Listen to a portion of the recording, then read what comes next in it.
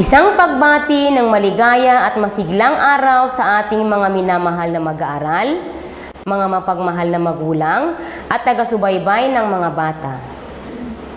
Welcome sa Tiradpas Network DepEd Candon City Teleskwela, kanlungan ng kalaman tungo sa kahusayan at kaunlaran.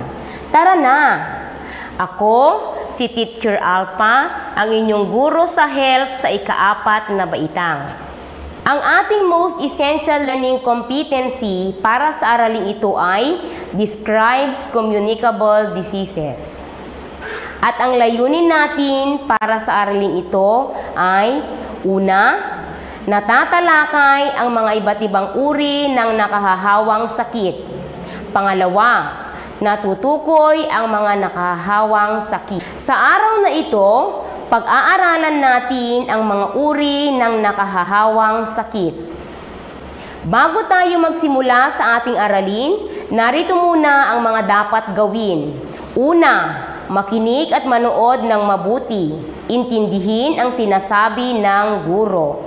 Pangalawa, iwasan ang paggamit ng gadgets upang mas maintindihan ang ating aralin. At pangatlo, maghanda ng papel at panulat na magagamit sa pagtatala ng mahalagang konsepto at sa pagsagot sa mga pagsasanay. At narito naman ang mga pamatnubay na tanong na kailangan nating sagutin sa ating aralin. Una, ano-ano ang mga uri ng nakahahawang sakit? Pangalawa, paano naisasalin ang mga sakit na ito? At pangatlo, ano-ano ang mga palatandaan o sintomas ng mga sakit na ito?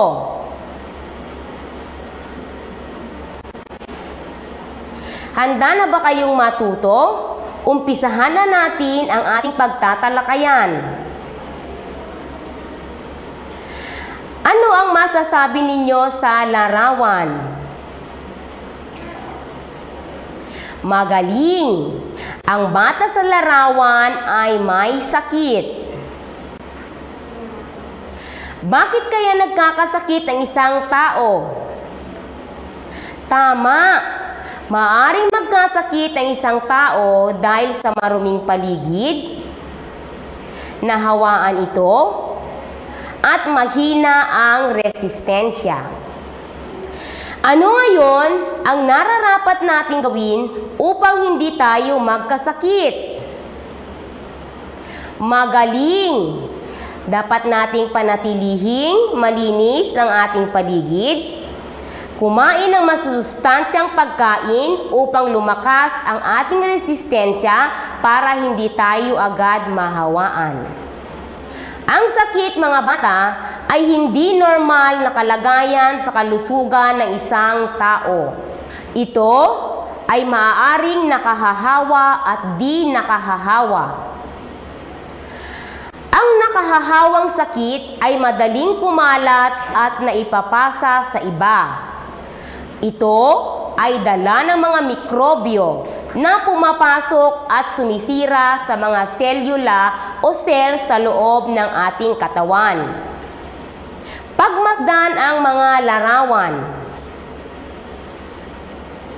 Sino sa inyo ang nakaranas na sa ganitong uri ng sakit? Nakahahawa ba ang mga sakit na ito? Tama! Ito ay mga halimbawa ng nakahahawang sakit.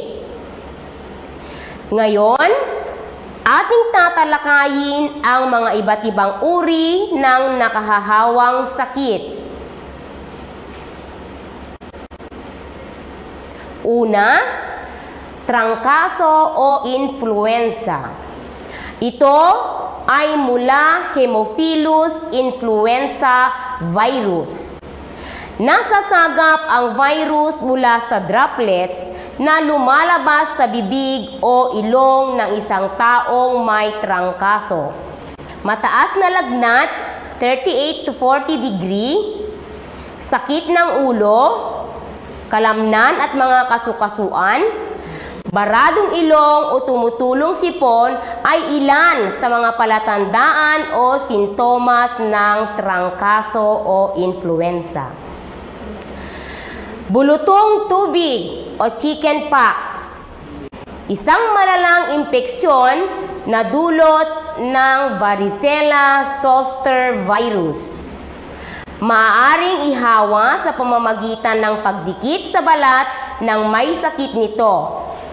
Maaari rin sa pag-ubo at tilamsik ng laway sa pamamagitan ng hangin, pagkakaroon ng lagnat at pananakit ng katawan, pagkawala ng ganang kumain, mga pantal-pantal sa balat na makati na unang lumilitaw bilang mga pantay na mantsa ang palatandaan naman ng bulutong tubig.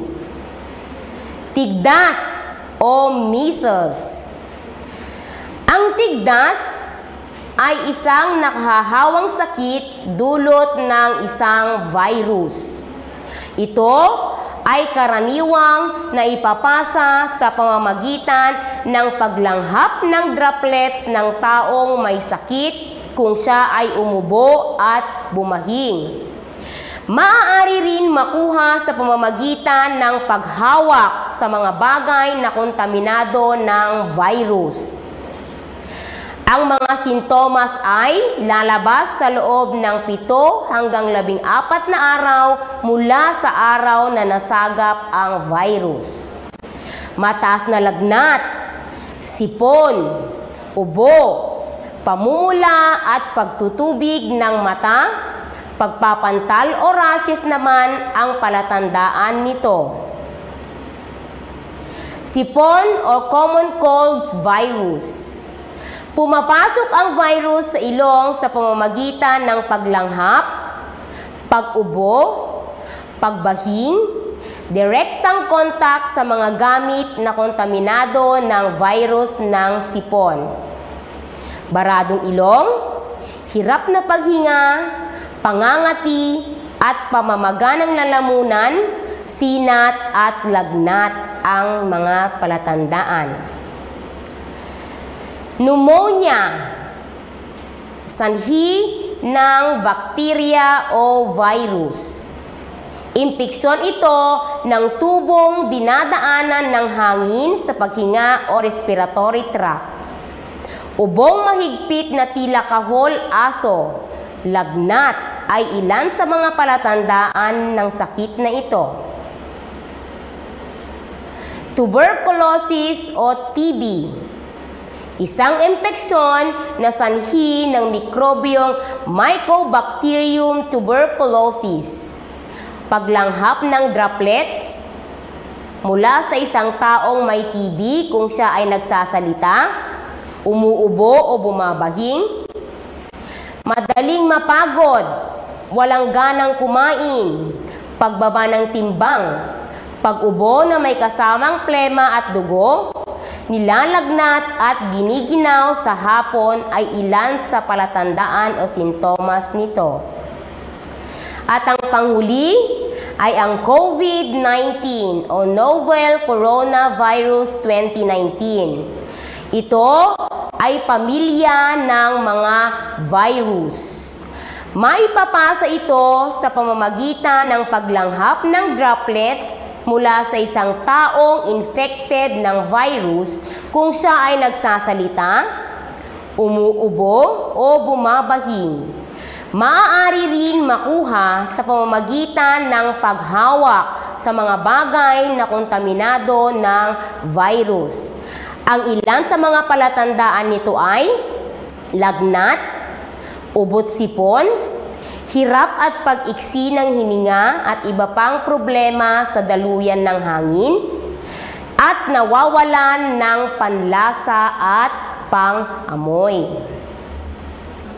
Ngayon, ay alam nyo na kung ano ang mga nakahawang sakit, katangian nito at paano natin ito makukuha. Sa puntong ito, may mga gawaing nakalaan para sa inyo. Alam kong kaya nyo itong sagutan.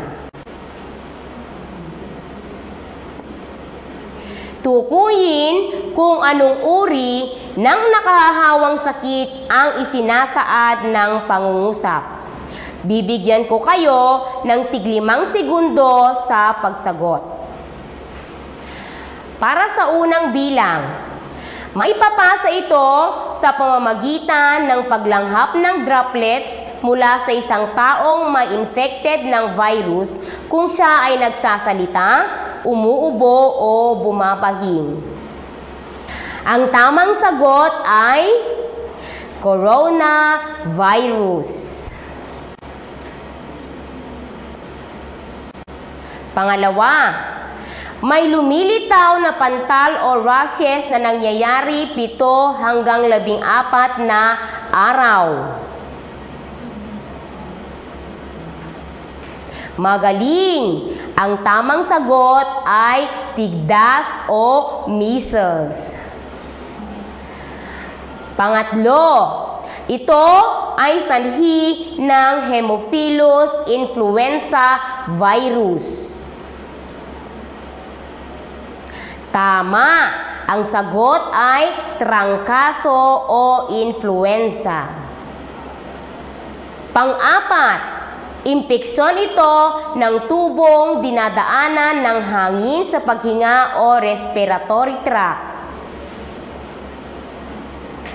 Magaling! Ang tamang sagot ay pneumonia.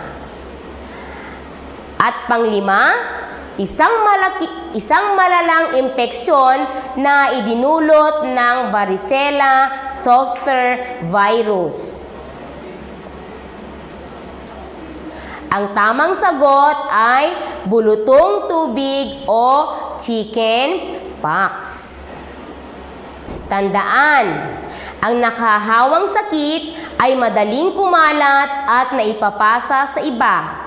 Ito ay dala ng mga mikrobyo na pumapasok at sumisira sa mga selula o cells sa loob ng katawan. Ang mga nakahawang sakit ay maaaring makuha ni numan, bata, matanda, babae o lalaki, mayaman man o mahirap.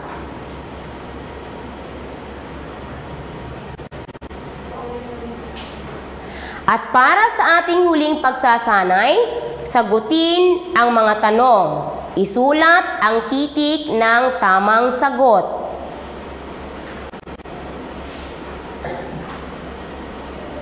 Para sa unang katanungan, sa paanong paraan maaaring maipasa ang sakit na trangkaso, tuberculosis at COVID-19?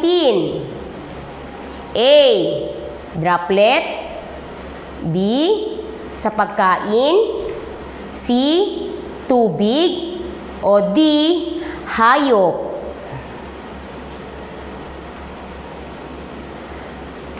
At ang tamang sagot ay letter A, sa pamamagitan ng droplets. Pangalawa, aling sakit ang hindi tuwirang naihahawa ng tao sa ibang tao? A. Tuberculosis. B. Rabies. C. Sipon. Or D. Trangkaso. At ang tamang sagot ay letra B. Rabies. Pangatlo, aling sakit ang maipapasa sa pamamagitan ng paglanghap ng droplets mula sa isang taong infected ng virus kung siya ay nagsasalita, umuubo o bumabahing? A. Ito ba ay COVID-19? B. Alipunga. C. Leptospirosis. O D. Dermatitis. At ang tamang sagot ay letra A. COVID-19. Pang-apat na katanungan, ito ay maaaring makuha sa pamamagitan ng pagdikit sa balat ng may sakit nito. Maaari rin sa pag-ubo at tilamsik ng laway sa pamamagitan ng hangin. A. pigsa. B. Sipon. C. Sakit sa balat. O D. Bulutong tubig. At ang tamang sagot ay letra D. Bulutong tubig. At ang panglimang katanungan, napansin ni Jose na may mga pantal-pantal sa balat, namumula at nagtutubig ang mga mata ng kanyang nakababatang kapatid. Anong nakahawang sakit ang nararanasan nito? A. COVID-19. B. Beke. C. Bulutong tubig. O D. Tuberculosis. Ang tamang sagot ay letter C. Bulutong tubig. Magaling! Nasagutan ninyo ng tama ang mga tanong. Nangangahulugan lamang ito na handa na kayo para sa susunod nating pagtatalakayan. At dito na nagtatapos ang ating talakayan. Sana ay marami kayong natutunan sa araw na ito. Muli, ito ang inyong guro sa health, Teacher Alpha, na nag-iiwan ng kasabihang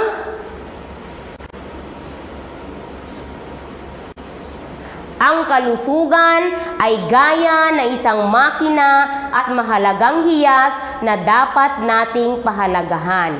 Ni Hernani Ofrenio Jaime. Hanggang sa muli mga bata, paalam!